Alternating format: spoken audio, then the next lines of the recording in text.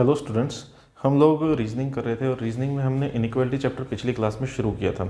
Inequality बताया था कि ये आपके बैंकिंग एग्जाम्स में आता है, तो आज इनइक्वालिटी को ही दोबारा से कंटिन्यू करते हैं आगे। इनइक्वालिटी में हमने क्या पढ़ा था?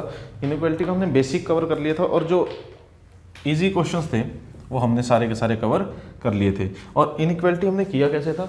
इसको एक डोर मान के हमने किया था। हम क्या मान लेते थे? इनइक्वालिटी को डोर मान लेते थे। ग्रेटर देन को जिस तरफ बड़ा मुंह होता था उस तरफ से डोर कैसा मानते थे? खुला हुआ। और जिस तरफ से डोर मुंह बंद है उस तरफ से हम बंद मानते थे, क्लोज मानते थे।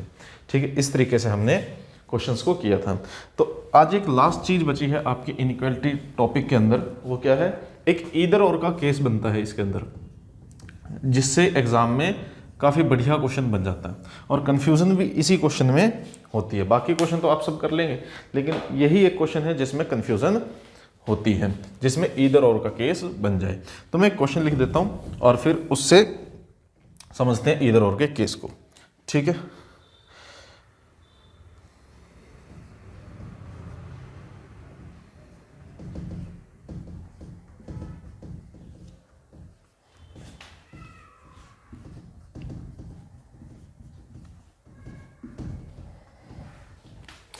ये एक स्टेटमेंट लिख दी और इसके बेस पे आपको कंक्लूजन चेक करना है।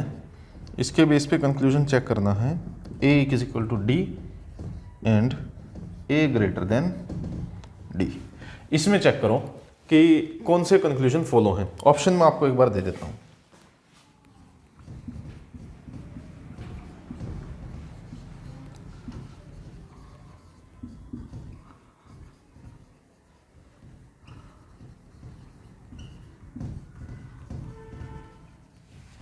Only two follows.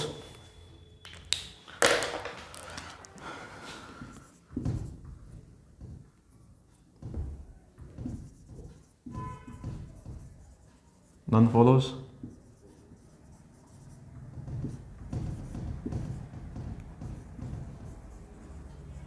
मान लो ये चार ऑप्शन आपको अगर दे तो इसका आंसर क्या आएगा? एक बार कीजिए और फिर बताइए। ठीक है, आप सबने इस क्वेश्चन को ट्राई कर लिया होगा। चलो अब करते हैं। क्या बताया था? किसी भी क्वेश्चन को करने के लिए हम सभी के सभी इनइक्वालिटी सिंबल को हम मानते हैं क्या? एक दरवाजा मान लेते हैं। जिस तरफ मुंह खुला हुआ उस तरफ से एंट्री है, दूसरी तरफ से मुंह बंद है। ठीक है, तो अब जरा देखना, कंक्लूजन चेक किया मैंने, सेकंड को चेक कर लेते हैं। ए से डी हमें पहुंचना है, यहां से मुंह खुला हुआ है तो ए से डी हमें पहुंचना है। ए से डी पहुंचने के लिए जरा एक बार देखो, ए से डी पहुंचता है या नहीं पहुंचता। तो दरवाजा खुला है, ये भी खुला है और ये भी खुला है, ए से डी तक हमारा रिलेशन बन जाएगा। ठीक है, ए से डी हम पहुंच जाएंगे। ठीक है, उसके बाद इसमें भी इक्वल टू है, इसमें भी इक्वल टू है, इसमें भी इक्वल टू है। और आपको क्या बताया था कि greater than, greater equal to और इक्वल टू, इन तीनों में हम बिना इक्वल वाले की प्रायोरिटी सबसे ज़्यादा रखते हैं, फिर इनइक्वालिटी जो इक्वल के साथ है उसकी प्रायोरिटी, और लास्ट में इक्वल की प्रायोरिटी रखते हैं। तो इसमें ये तो है ही नहीं है, तो अगर ये नहीं है तो ये बनेगा नहीं, इसलिए आपका कौन सा आंसर आना चाहिए? ये। लेकिन सेकंड में आपका बिना इक्वल वाला है, ये हो जाएगा गलत, ये हो जाएगा गलत। और अगर ये नहीं बना तो फिर इक्वल टू भी नहीं बनेगा, क्योंकि सभी ग्रेटर देन के सिंबल, मतलब ग्रेटर देन के सिंबल किसके साथ है? इक्वल के साथ है, तो आपका सेकंड इसमें बनना चाहिए, ये भी नहीं बना। अगर वो चार ऑप्शन आपको दी जाए, चार ऑप्शन दी जाए, तो इनमें से आंसर आप क्या लगा दोगे? नन फॉलोज लगा दोगे। ठीक है, नन फॉलोज लगा दो, क्योंकि ना तो फर्स्ट सही है और ना ही दूसरा सही है। इक्वल टू होने के लिए सिर्फ इक्वल टू होना जरूरी है। तो अगर ये दे दी जाए तो आपका आंसर नन फॉलोज आ जाएगा। लेकिन अगर एक ऑप्शन और ऐड कर दे, ईदर वन और टू, ईदर वन और टू, दोनों में से या तो एक या फिर दूसरा, कौन सा होगा? तो आपको मजबूरी बन जाती है इस ऑप्शन को चेक करना। अब इस ऑप्शन के लिए आपकी कुछ कंडीशंस हैं। ये ऑप्शन तभी सही होगा जब आपकी कंडीशन सेटिस्फाई करेंगे, और उसके लिए सबसे पहली कंडीशन तो यही है, जो जिन दो कंक्लूजन के अंदर आप ईदर और ऑप्शन चेक कर रहे हो वो दोनों की दोनों गलत होनी चाहिए। यानी कि दोनों कंक्लूजन जो हैं, both conclusions must be wrong, दोनों के दोनों कंक्लूजन क्या होने चाहिए, गलत होने चाहिए। अगर एक भी सही है इनमें से तो आपका ईदर और नहीं लगेगा, ठीक है। एक चीज तो ये, दूसरी चीज क्या चीज है, आपके जो एलिमेंट्स हैं, जैसे इसमें ए है, इसमें ए है, इसमें डी है, इसमें डी है, तो ये जो एलिमेंट्स हैं, एलिमेंट्स भी सेम होने चाहिए। एलिमेंट्स क्या होने चाहिए भाई, सेम होने चाहिए। अगर ये दो कंडीशन सेटिस्फाई करती हैं फिर चेक करते हैं। अब जरा देखो, अब यहां पे फिर से आपके क्या बनते हैं, दो केस बनते हैं, एक तो रिलेशन के साथ और एक नो रिलेशन के साथ। एक तो बनता है रिलेशन के साथ, एक बनता है नो रिलेशन के साथ। रिलेशन और नो रिलेशन से मेरा मतलब क्या है कि ए से डी मेरे कंक्लूजन आ रहे हैं, ए से डी अगर पहुंच जाए तो इसका मतलब ए और डी के बीच में कोई ना कोई रिलेशन जरूर है। ए और डी के बीच में क्या है, कोई ना कोई रिलेशन जरूर है। लेकिन अगर यहां पे वो पहुंच ही ना पाए, ये सिंबल मान लो कुछ अपोजिट आ जाए, तो ए से सी पे ही रुक गया, डी तक पहुंच नहीं पाया, इसका मतलब वहीं पे ब्लॉक हो गया। इसका मतलब क्या, ब्लॉक हो गया, आगे पहुंच ही नहीं पाया। उसको मैं क्या बोलूंगा, नो रिलेशन का केस बोलूंगा, ठीक है। तो जैसे कि ये किसका केस है, ये आपका रिलेशन वाला केस है, यानी कि इसमें ए से डी तक रिलेशन तो बन रहा है, लेकिन ना तो इक्वल टू का बन रहा है, ना ही सिर्फ ग्रेटर देन का बन रहा है। तो ये आपका रिलेशन का केस बना। इसमें क्या करना है, आपको अपना डेफिनेट रिजल्ट देखना है क्या बनेगा। आपको इसमें क्या करना है, डेफिनेट रिजल्ट देखना है क्या बनेगा। तो जरा देखो अब इसमें सिंबल क्या आ रहे हैं, ए से डी तक सिंबल क्या है, ग्रेटर देन इक्वल टू आया, ठीक है, फिर इक्वल टू आया और फिर ग्रेटर देन, यानी कि आपके सिर्फ ये दो सिंबल आए। इन दो सिंबल में से मेरी प्रायोरिटी किसकी ज्यादा है, ग्रेटर इक्वल टू की। तो यहां पे ए और डी के बीच में क्या बनेगा, ग्रेटर देन इक्वल टू बनेगा। और इसका मतलब क्या है, ग्रेटर भी हो सकता है और इक्वल टू भी हो सकता है।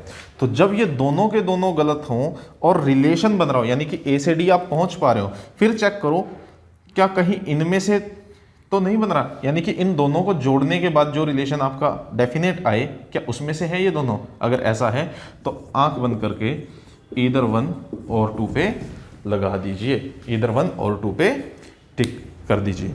चलो अब इसी जैसा एक और क्वेश्चन देखते हैं।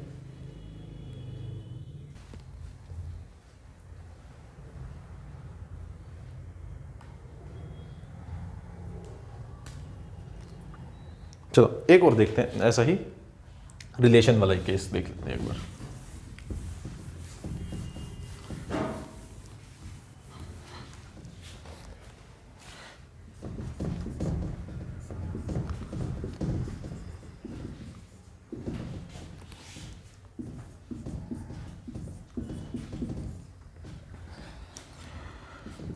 K is less than P, K is equal to P।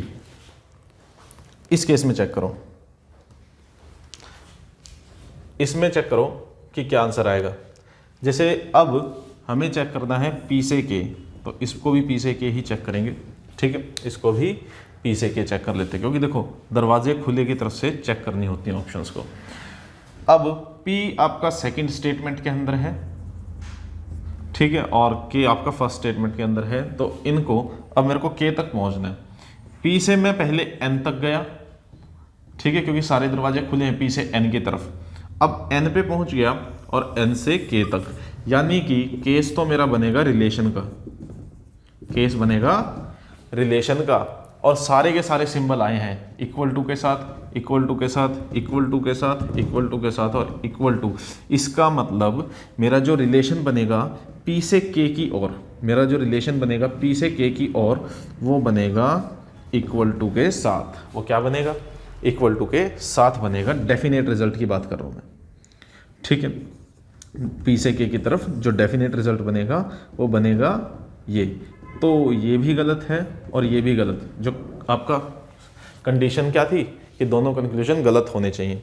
तो अगर डेफिनेट रिजल्ट ये बनेगा तो ना तो सिर्फ ये कंक्लूजन सही, ना सिर्फ ये सही, तो फिर सही कौन से हैं, ये।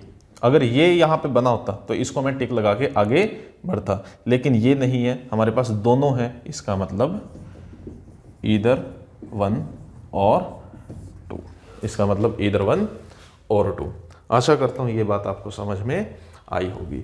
तो रिलेशन वाले केस में क्या करना है, आपको चेक करना है जो 2 कंक्लूजन आपके गलत हैं क्या कहीं उनको मिला के आपको डेफिनेट रिजल्ट तो नहीं मिल रहा, और अगर ऐसा है तो वहां पे क्या लगा दोगे, ईदर 1 और 2 आप लगा देंगे। ठीक है, चलिए अब बढ़ते हैं आगे।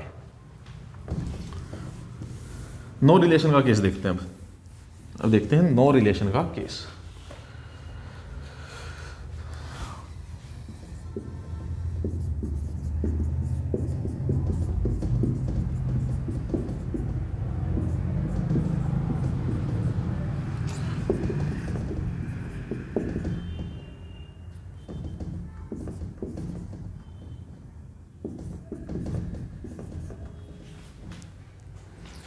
इसके अंदर ट्राई करो कि आपका कौन सा ऑप्शन सही होगा, नन फॉलोज या ईदर 1 और 2 या और कोई।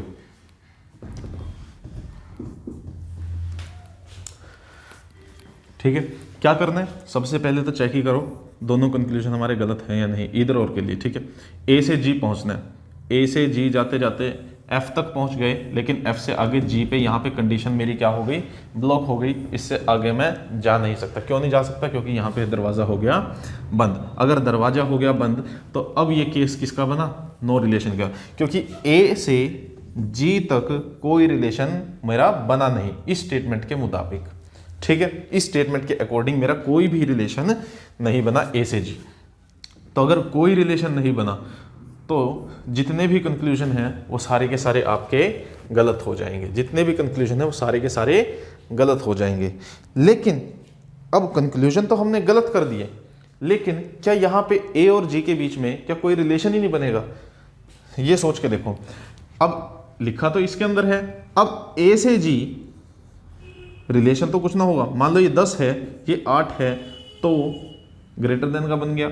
मान लो ये आपका 12 हो और ये 14 हो, तो ये लेस देन का बन गया। और मान लो दोनों ही 13 हो तो बराबर का बन जाएगा। अब हमें थोड़ी ना पता है, यहाँ पे तो सिर्फ ए और जी लिखा है, तो इसके बीच में जब कोई भी रिलेशन नहीं बनता तो फिर क्या, सारी कुछ पॉसिबिलिटी आपकी सही होती है। यानी कि ए बड़ा भी हो सकता है जी से, ए छोटा भी हो सकता है जी से, और ए बराबर भी हो सकता है जी के। ऐसा ही है, जब इनके बीच में रिलेशन बन नहीं रहा तो इसमें तो मेरी सारी की सारी पॉसिबिलिटी सही है, सारी की सारी पॉसिबिलिटी सही है। तो इनमें से कुछ ना कुछ तो होगा, इनमें से कुछ ना कुछ होगा। तो अब जरा देखो, अगर मैं सिर्फ इस पे बोल दूं कि फर्स्ट सही है, वो मैं बोल नहीं सकता। क्यों, क्योंकि सिर्फ ये तो सही है नहीं है।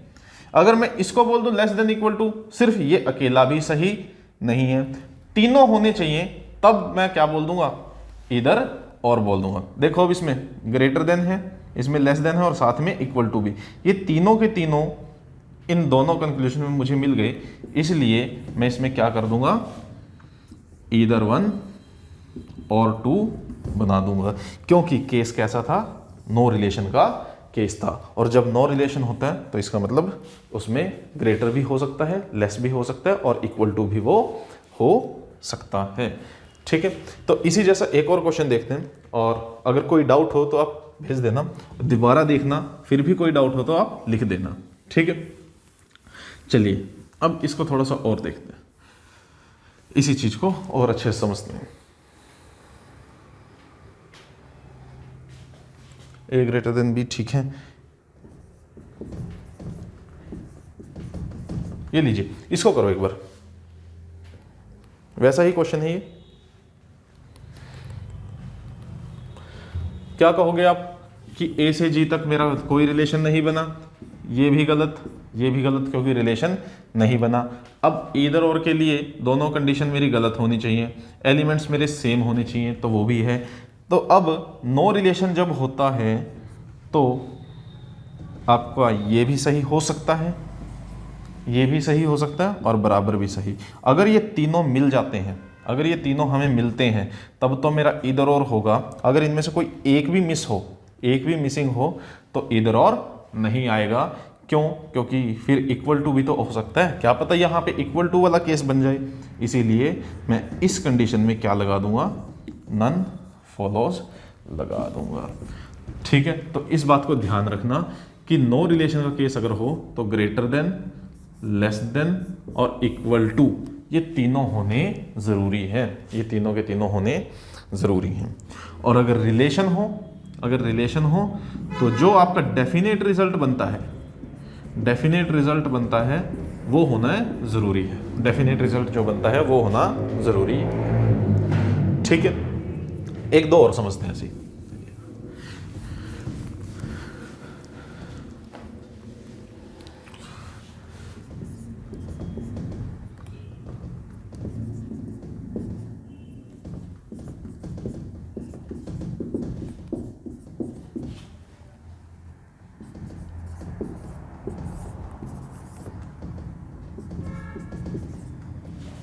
चलिए, ये क्वेश्चन, एक मिनट, थोड़ा सा मिस्टेक हो गई, नहीं ठीक था, के लेस इक्वल टू जी और के ग्रेटर देन जी। हाँ अब ठीक है, इस क्वेश्चन को एक बार ट्राई करो, देखो ये नो रिलेशन का केस है या फिर रिलेशन का है। ठीक है,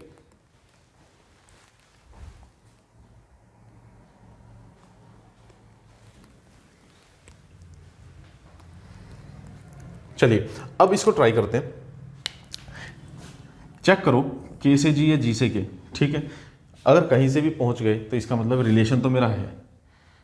पहले के से एफ चेक करते हैं, ये लो के से एफ हमें चेक करना है। अब एफ ये रहा, एफ से जी मैं नहीं पहुंच पाया, एफ से जी नहीं पहुंच पाया तो के से जी नहीं पहुंच पाया, ये तो हो गया गलत, क्योंकि रिलेशन नहीं बना। अब जी से के चेक करो, जी से एफ और एफ से के, ये भी आप पहुंच नहीं पाए, इसलिए दोनों के दोनों कंक्लूजन आपके गलत हो गए, एलिमेंट दोनों के दोनों में सेम है। तो जब आप पहुंच नहीं पाए इसका मतलब क्या हुआ, नो रिलेशन अगर है तो ग्रेटर भी होना चाहिए, इक्वल भी होना चाहिए और लेस देन भी होना चाहिए। क्या ये तीनों हैं इसमें? ये देखो, ये लेस देन, ये ग्रेटर देन और ये रहा इक्वल टू, तीनों हैं। आंख बंद करके ईदर वन और टू, आंख बंद करके ईदर वन और टू। अब स्पीड बन जाएगी आपकी इन क्वेश्चंस को करने की, देखते ही आंसर लगाओगे, पेन वगैरह उठाने की आपको ज़रूरत नहीं पड़ेगी। ठीक है, कुछ और क्वेश्चन ट्राई करते हैं।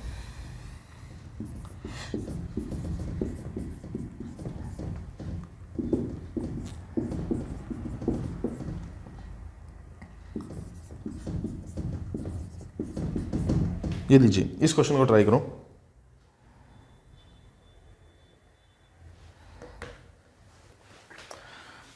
डी से बी चेक करो, डी से बी, ये रहा डी और ये रहा बी, दोनों में कॉमन सी है, तो मैं डी से सी तक पहुंच गया। ठीक है, अब सी से बी जाना है, सी से बी मैं नहीं पहुंच सकता क्योंकि दरवाज़ा हो गया बंद, इसका मतलब ये तो हो गया गलत, डी से बी। ठीक है, अब बी से डी चेक करते हैं, बी से सी मैं पहुंच गया, सी से आगे मैं जा नहीं सकता, क्यों? क्योंकि यहाँ पर दरवाज़ा हो गया चेंज, बंद हो गया सी से, तो ये भी मेरा बन नहीं सकता। तो अगर मैं पहुंच ही नहीं पाया, इसका मतलब नो रिलेशन, इसका मतलब क्या बनेगा, नो रिलेशन बनेगा। और नो रिलेशन अगर बन गया, इसका मतलब क्या, आपका ग्रेटर भी होना चाहिए, लेस भी होना चाहिए और इक्वल टू भी होना चाहिए। अगर कोई एक भी मिसिंग है तो आपका ईदर और नहीं लगेगा, फिर क्या लगेगा, आपके दोनों गलत हैं, इसका मतलब नन फॉलोज आंसर आ जाएगा, इसका मतलब नन फॉलोज इसका आंसर आ जाएगा। ठीक है, एक बढ़िया बेहतरीन क्वेश्चन देखते हैं। ठीक है, और हर एक डाउट आपका क्लियर हो जाएगा इन क्वेश्चंस को, आप कभी नहीं फंसोगे इस टाइप के क्वेश्चंस में।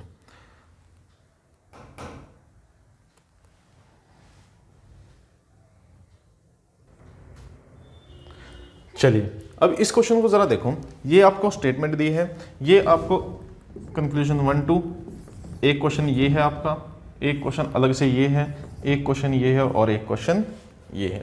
ठीक है, ये स्टेटमेंट, ये कंक्लूजन हो गए आपके 1 2 1 2। ठीक है, पहले इसको चेक करो, इसको फर्स्ट क्वेश्चन को चेक करो। पहले इसके अंदर क्या बनता है, नन फॉलोज बनता है, इधर और बनता है, या इनमें से कौन सा बनता है, ओनली वन ओनली टू, क्या बनता है? तो आप कहोगे जी P से R चेक किया, क्योंकि कंक्लूजन किसके बीच में है, P से R है, यहाँ पे दरवाजा हो गया बंद, पहुँच नहीं सकते, ये भी गलत, ये गलत हो गया। R से चेक किया, R से P के लिए, R से P पहुँच नहीं सकते क्योंकि यहाँ पे दरवाजा हो गया बंद, तो इसका मतलब ये भी हो गया गलत। ये दोनों के दोनों गलत होने के बाद मेरा P से R और R से P मैं पहुँच नहीं पाया, P से R और R से P पहुँच नहीं पाया, इसीलिए क्या बनेगा, नो रिलेशन ये बन जाएगा। इसीलिए क्या बन जाएगा, ये नो रिलेशन बनेगा। नो रिलेशन बनेगा तो क्या होना चाहिए, ग्रेटर भी होना चाहिए, लेस भी होना चाहिए और इक्वल टू भी होना चाहिए।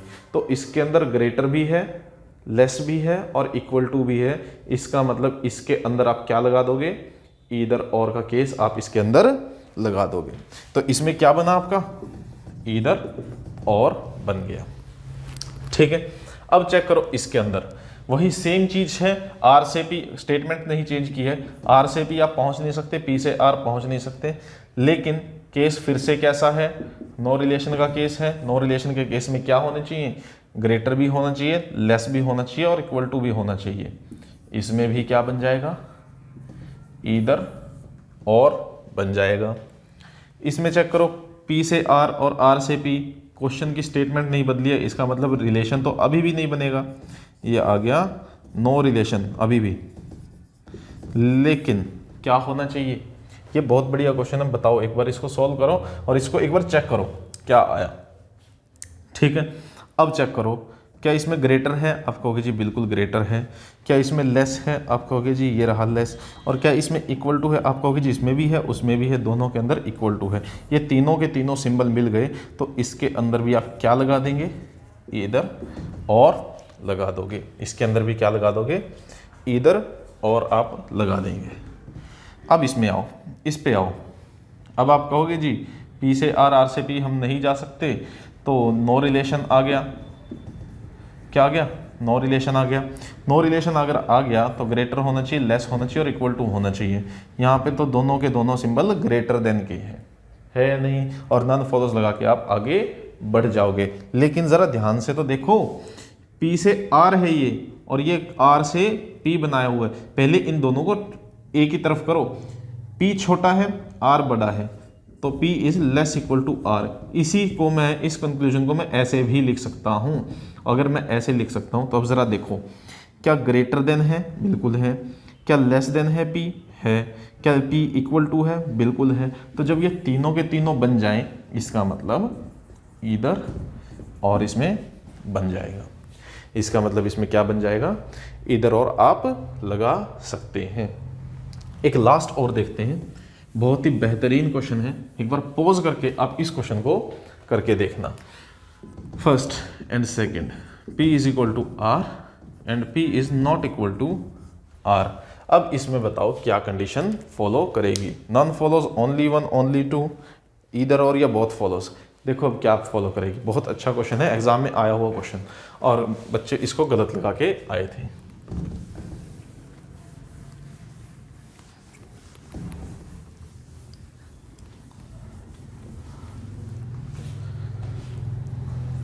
ठीक है, चलो अब जरा देखो, आप सबने तो कर लिया, अब अपना आंसर मैच करना एक बार कि क्या है। P से R सेम स्टेटमेंट है, स्टेटमेंट चेंज नहीं हुई, तो P से R और R से P आपका रिलेशन ही नहीं बना था, तो कंक्लूजन तो आपका कोई बनेगा नहीं। फिर से केस वही है, no relation. No relation case अगर है, नो रिलेशन केस अगर है तो फिर इसका मतलब क्या, आपके ग्रेटर होना चाहिए, लेस होना चाहिए और इक्वल टू, ये तीनों के तीनों सिंबल आपके पास होने चाहिए कंक्लूजन में। अगर ऐसा है तो फिर इधर और लगा देंगे, अगर नहीं है, कोई एक भी मिसिंग है तो नहीं लगाएंगे। तो ना तो यहाँ पे आपका ग्रेटर देन और ना ही यहाँ पे लेस देन, तो क्या लगा दोगे, नन फॉलोज, और वो हो जाएगा आपका आंसर गलत। तो अब जरा मुझे एक बात बताओ, अगर मैंने लिख दिया P is equal to R, इसका मतलब क्या हो जाएगा, ये 4 है तो ये भी कितना हो जाएगा, 4। लेकिन अगर मैं लिख दूं P is not equal to R, तो इसका मतलब बराबर नहीं है। अगर बराबर नहीं है तो फिर क्या है इसका मतलब, या तो वो बड़ा हो सकता है या फिर वो छोटा हो सकता है। तो नॉट इक्वल को हम, इक्वल टू नहीं को हम क्या पढ़ते हैं, या तो ग्रेटर है या फिर लेस देन है, बस है क्या नहीं, वो बराबर नहीं है, वो फिर बराबर नहीं है। तो अब जब इसके अंदर इक्वल टू है, इस नॉट इक्वल टू के अंदर ग्रेटर भी छिपा हुआ है, लेस भी छिपा हुआ है, तीनों सिंबल आपको मिल गए। इसका मतलब क्या लगा दोगे, ईदर और लगा दोगे और आपका इसका आंसर भी क्या आ जाएगा, ईदर और आ जाएगा। आशा करता हूँ ये बात आपको समझ में आई होगी। अगर फिर भी समझ में नहीं आई तो आप क्या कर सकते हैं, आप हमसे डाउट पूछ सकते हैं, ठीक है। डाउट पूछने पे किसी की कोई मनाही नहीं है। चलो अब मैं एक और लास्ट क्वेश्चन करते हैं इसमें ईदर और पे बेस्ड, और फिर आपका इनइक्वालिटी टॉपिक खत्म हो जाएगा इसमें, ठीक है। चलिए ये क्वेश्चन आपको बोर्ड पे दे रखे हैं, इसको करो एक बार। इसमें क्या किया, एक स्टेटमेंट आपको 4 स्टेटमेंट दी है जो कि सेमी कोलन से सेपरेटेड है, ठीक है। सेमी कोलन से 4 स्टेटमेंट आपकी सेपरेटेड है और उसके बेस पे आपको दिए हैं 4 कंक्लूजन दिए हैं। चेक करो इसमें से कितने सही हैं कितने गलत हैं, और ईदर और वगैरह बनता है या नहीं बनता, नन फॉलो से क्या है क्या नहीं, एक बार बिना ऑप्शन के इसको चेक करो, ठीक है, पॉज करके, और फिर आप अपना आंसर मैच करना सही आया या गलत। और अगर सही आ जाए तो अपने आप को शाबाशी देना, ठीक है, कि आपने सही कर दिया। चलो अब जरा चेक करते हैं, एक एक ऑप्शन को चेक करते हैं। आर से पी चेक करते हैं हम सबसे पहले, आर और पी के बीच में क्या बनता है। तो आर से टी में पहुंच गया, बिल्कुल सही है क्योंकि इक्वल टू का सिंबल है। टी से पी में पहुंच गया, तो आर से पी क्या हुआ, आर से पी पहुंच गया मैं, कोई दिक्कत नहीं हुई। लेकिन पहुंचने के बाद क्या हुआ, मेरा जो सिंबल है इक्वल टू के साथ आ रहा है। आर से पी मेरा जो सिंबल है वो पहुंचने वाला तो आ रहा है, लेकिन कौन सा, इक्वल टू के साथ। प्रायोरिटी ज़्यादा किसकी होती है, इस सिंबल की होती है। तो ना तो ये सही है ना ही ये सही है, ठीक है, ये दोनों में से कोई भी सही नहीं है। चलो अब बढ़ते हैं आगे। टी से के चेक करो, टी से के, पहले टी से आर पहुंचे, फिर आर से ओ पहुंचे, और फिर ओ से के पहुंच गए। टी से के इक्वल टू भी आ गया, बिना इक्वल के भी आ गया, और इक्वल टू के साथ भी आ गया। तो प्रायोरिटी तीनों सिंबल में मेरी किसकी होगी, बिना इक्वल की होगी। टी से के पहुंच भी गए थे और टी से के बिना इक्वल वाला भी, तो ये वाला कंक्लूजन आपका क्या हो जाएगा, सही हो जाएगा। बिना इक्वल को प्रायोरिटी हम देते हैं। टी से ओ चेक करते हैं अब, टी से ओ, पहले टी से आर गए और फिर आर से ओ गए, बीच में आए 2 सिंबल, एक इनइक्वालिटी बिना इक्वल के, एक इनइक्वालिटी इक्वल के साथ, और एक सिर्फ इक्वल टू। सिर्फ इक्वल टू, और सिर्फ इक्वल टू कब बनता है, जब सारे इक्वल टू। तो टी से ओ के लिए क्या होगा, मेरी प्रायोरिटी इक्वल टू के साथ वाले की होगी, और इसमें हो गया ये भी सही, इसमें हो गया ये भी सही। अब जरा ध्यान से देखो, थर्ड और फोर्थ तो मेरे हो गए बिल्कुल एग्जैक्ट, डेफिनेटली ट्रू। थर्ड और फोर्थ तो हो गए डेफिनेटली ट्रू, लेकिन आर और पी में, आर और पी के अंदर मेरे दोनों कंक्लूजन हुए गलत, ठीक है। आर से पी मेरा रिलेशन भी बना, और रिलेशन क्या बना, ग्रेटर और इक्वल टू का बना। और अगर मैं इन दोनों को देखूं, ये रहा ग्रेटर और ये रहा इक्वल, तो इन दोनों के केस में मेरा बन रहा है ईदर 1 और 2। तो अगर मैं इसका, इस स्टेटमेंट का ओवरऑल रिजल्ट आपको दूं, वो क्या आएगा, 3 and 4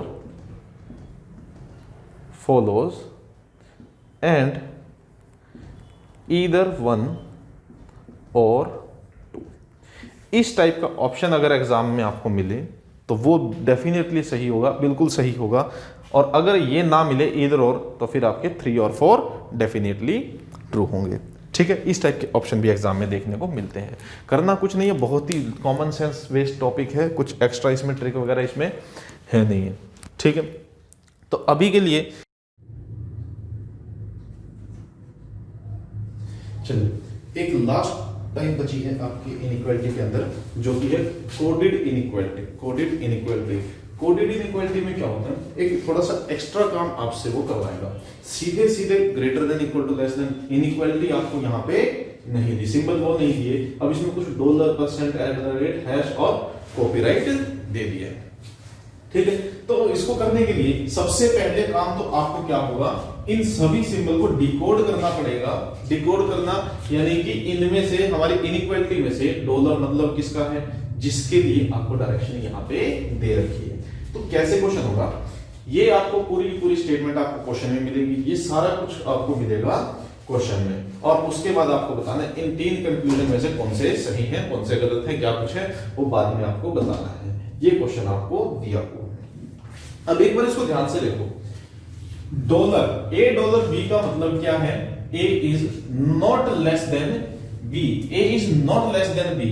not less than B मतलब क्या, फिर क्या है, अगर लेस देन नहीं है तो फिर क्या है, या तो वो बड़ा है या फिर बराबर है, बस क्या नहीं है, लेस नहीं है। तो इसका मतलब डॉलर का मतलब मेरा हो गया ग्रेटर देन इक्वल टू। ये डिकोडिंग का काम आपको थोड़ा सा एक्स्ट्रा इसमें करना पड़ेगा। तो इसका मतलब क्या हो गया, ग्रेटर इक्वल टू। परसेंट को देखो, ए इज नीदर लेस, ना तो वो छोटा है और ना ही बराबर है, तो ना तो वो छोटा है और ना ही बराबर है, फिर बचा क्या, ग्रेटर देन। तो इस टाइप से डिकोडिंग आपको करनी है। यहां पे सीधे सीधे लिख दिया A is equal to B, या हैश का मतलब A is not greater than B, greater नहीं है तो फिर क्या है, लेस है या फिर इक्वल टू है। और A is neither greater nor equal to B, ना तो वो बड़ा है ना ही बराबर है, तो क्या बचा, स्मॉलर बन गया, लेस देन वो बन गया। ठीक है, तो इस टाइप के क्वेश्चन को करने के 2 तरीके अब आपके पास हैं, 2 तरीके अब आपके पास है। क्या चीज, ये जितने भी सिंबल यहां पे लिखे हैं इन सबको आप क्या कर दो, उनसे रिप्लेस कर दो। जैसे डॉलर का मतलब था ग्रेटर इक्वल टू, परसेंटेज का मतलब था आपका ग्रेटर देन, हैश का मतलब आपका आया था यहां पे लेस इक्वल टू, और कॉपीराइट का मतलब क्या आया था, लेस देन। ठीक है, सेम काम आपको करना है इसके साथ। परसेंटेज का मतलब ग्रेटर देन, कॉपीराइट का मतलब लेस देन, और डॉलर का मतलब क्या था, ग्रेटर इक्वल टू।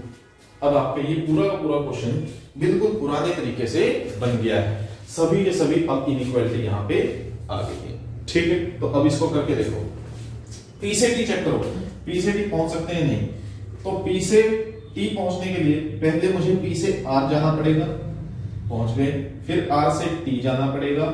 दोनों सिंबल इनइक्वालिटी हैं और बिना इक्वल के साथ हैं, तो मेरा जो कंक्लूजन बनेगा वो इक्वल के साथ बनना चाहिए, यहां पे बिना इक्वल के है, ये हो जाएगा गलत, ये हो जाएगा गलत।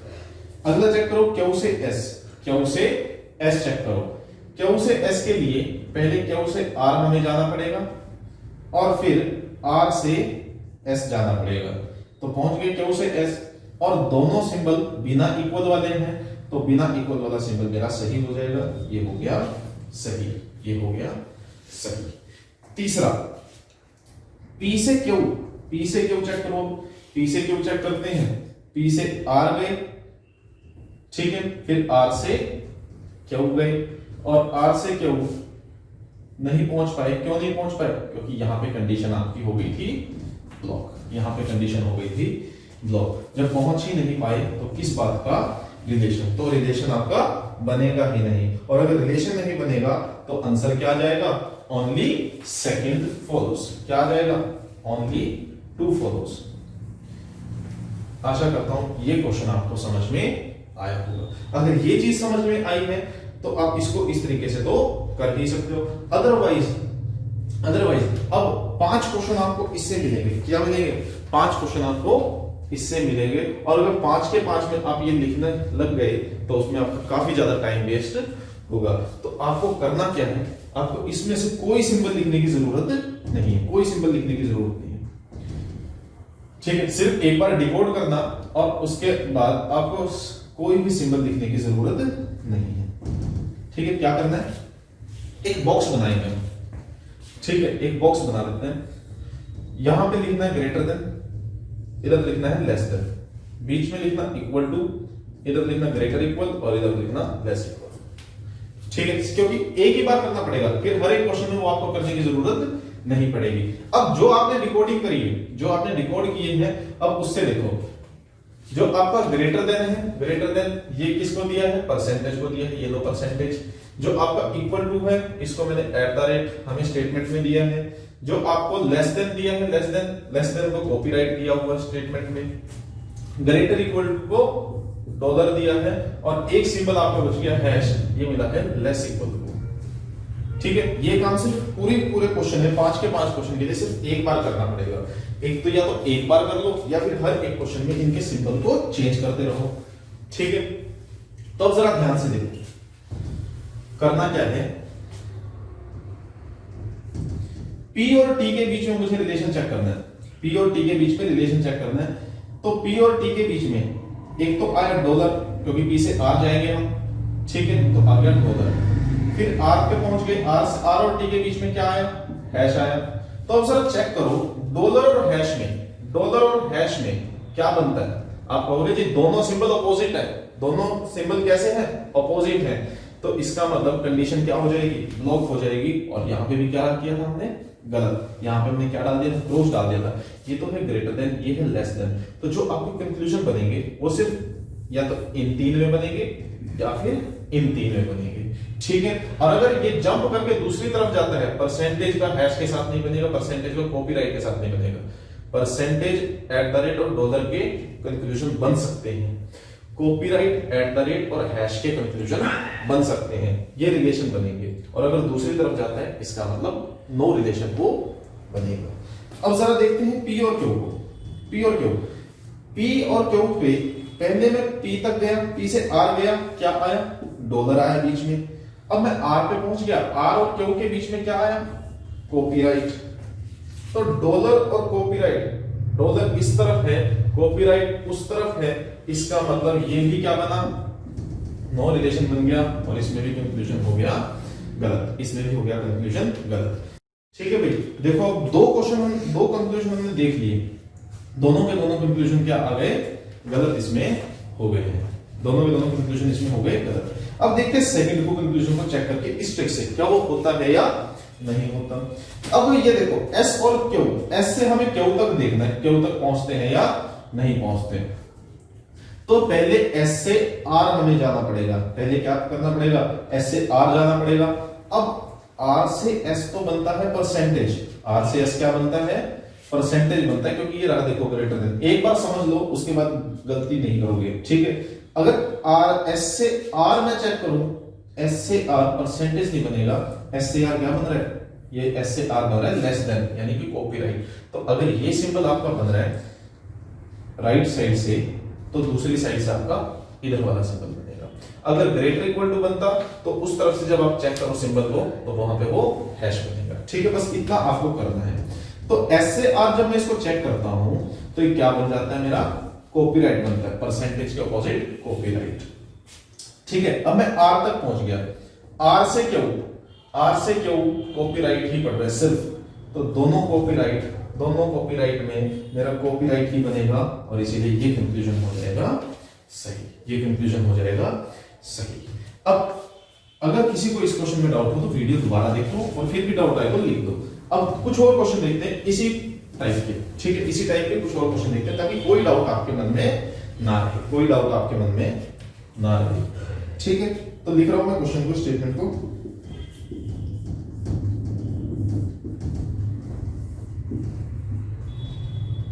इसको चेक करो, A% C को, फिर चेक करो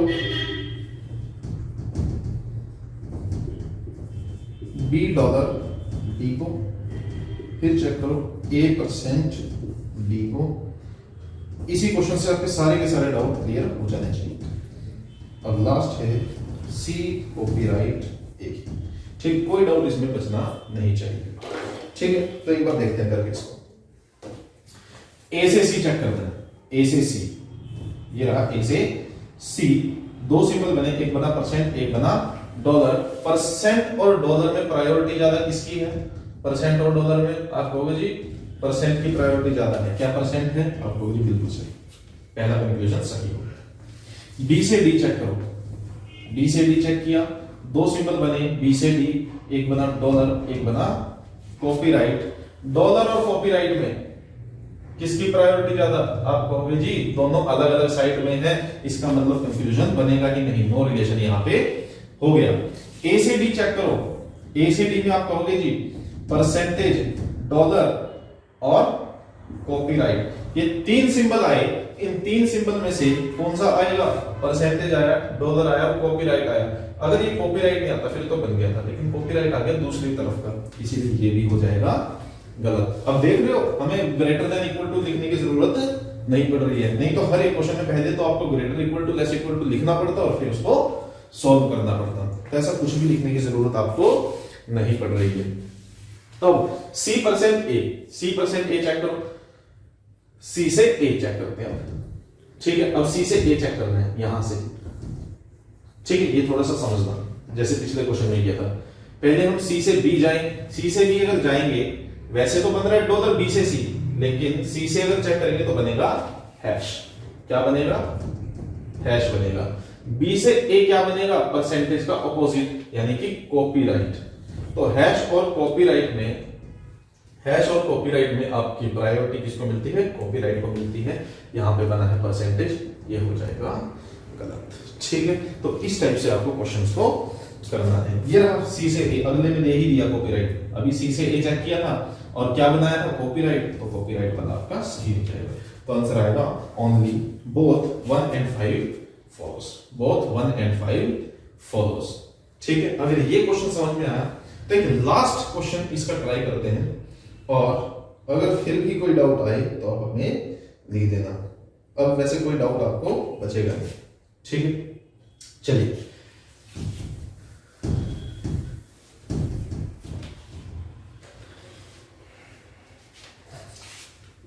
लास्ट क्वेश्चन है K% copyright R $P hash Q,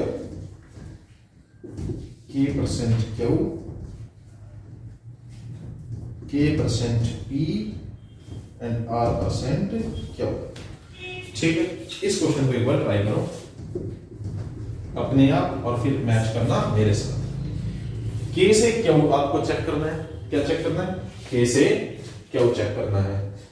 K ये रहा और Q ये रहा, दोनों में कॉमन है T, तो पहले मैं K से T पहुंचूंगा, सिंबल आया परसेंटेज। अब मैं T से Q पहुंचूंगा, सिंबल आया हैश, क्योंकि ओरिएंटेशन नहीं बदली है। तो T से दो सिंबल आए, एक आया परसेंट, एक आया हैश। परसेंट ये रहा, हैश दूसरी साइड है, इसका मतलब कंक्लूजन गलत, इसका मतलब कंक्लूजन हो गया गलत। K से P चेक करते हैं। K से T पहुंच गए, सिंबल आया परसेंटेज। T से P पहुंचना है, ओरिएंटेशन अब दूसरी तरफ की है।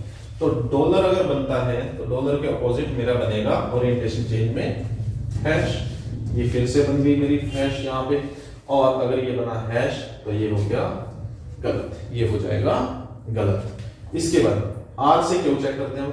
R से Q जाने के लिए वही R से T जाना पड़ेगा, ठीक है। वैसे तो बनता T से R तो बनता कॉपीराइट, लेकिन R से T क्या बनेगा? कॉपीराइट का ऑपोजिट, यानी कि परसेंटेज बनेगा। और अब T तक पहुंच गए तो क्या बनेगा भाई? अगर मैं R से Q जा रहा हूं, R से Q में क्या बनाया? कहां गया? ये रहा R से T। वैसे तो बनता T से R अगर चेक करते तो बनता कॉपीराइट, लेकिन R से T हम उल्टा जा रहे हैं तो उल्टा ही बनेगा, कॉपीराइट के अपोजिट आता परसेंट, तो बन गया परसेंटेज, ठीक है। अब इसके बाद T तक पहुंच गए, T से Q जाना है। T से Q ओरिएंटेशन हमारी सेम है, वही लेफ्ट टू राइट है, तो इसका मतलब हैश था तो हैश का हैश आ जाएगा। इन दोनों में कोई रिलेशन आपका नहीं बनता है, इसीलिए सभी के सभी कंक्लूजन हो गए फेल, कोई भी कंक्लूजन यहाँ पे फॉलो नहीं होगा। आशा करता हूँ ये टॉपिक आपको समझ में आया होगा, और बैंकिंग एग्जाम के लिए ये टॉपिक बहुत ही ज्यादा इंपॉर्टेंट बन जाता है, क्योंकि आता है सीधे 5 नंबर का। 5 नंबर में मेहनत कुछ नहीं करनी है, प्रैक्टिस भी अगर ना भी करो तो भी इस टाइप के क्वेश्चन आप बड़े आराम से कर सकते हैं, ठीक है। तो आज क्लास को यहीं स्टॉप करते हैं, नेक्स्ट क्लास में मिलते हैं। आज के लिए बाय।